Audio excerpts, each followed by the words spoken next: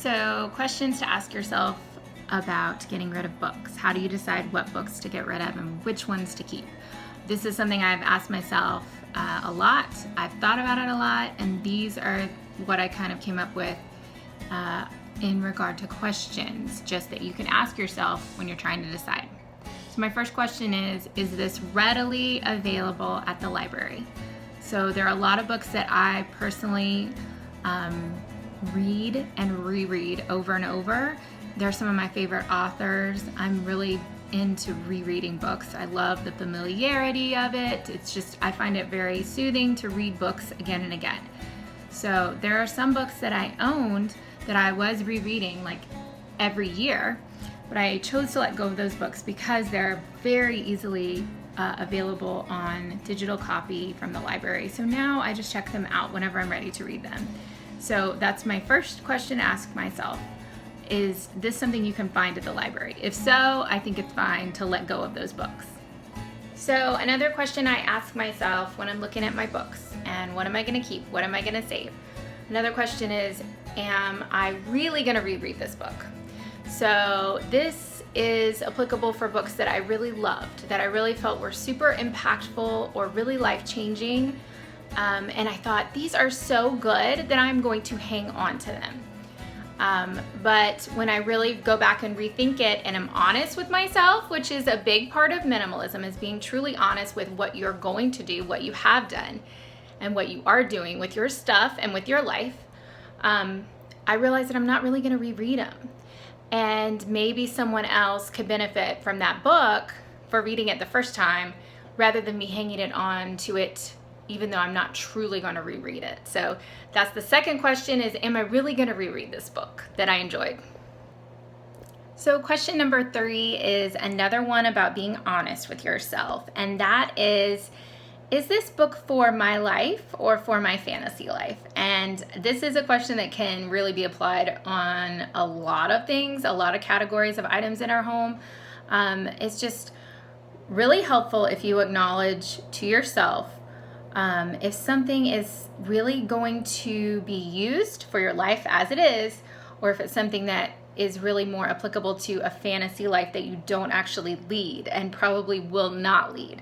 So for me, books that would fall into this category would be things like gardening books, historical books. Honestly, I don't read those. Some cookbooks are fantasy books because if it's super complicated, it's just not going to be something I cook.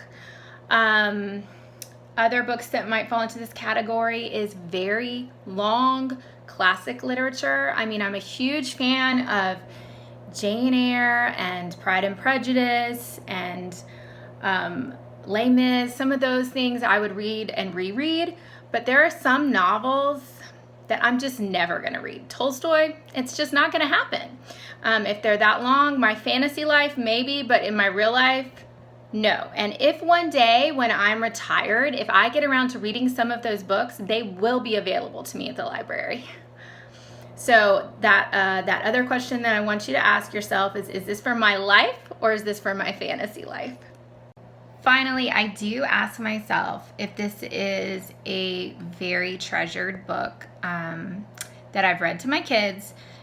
Is this a book that I want to read to my grandchildren, and is it important that I read them the same copy that I read to my children? Because my kids are getting a little older now. My oldest girls are about to turn 14 very soon, and yeah, it's kind of more applicable for me to think forward to grandkids than it is to think back to babyhood. So it's like some of the books that we have that are maybe hard to find, the older books, because we read a lot of different books from different eras. We have a lot of older books that I do kind of treasure. So if something is going to be difficult to find again, and I think I want to keep it for my grandchildren, then yeah, I'll hang on to it.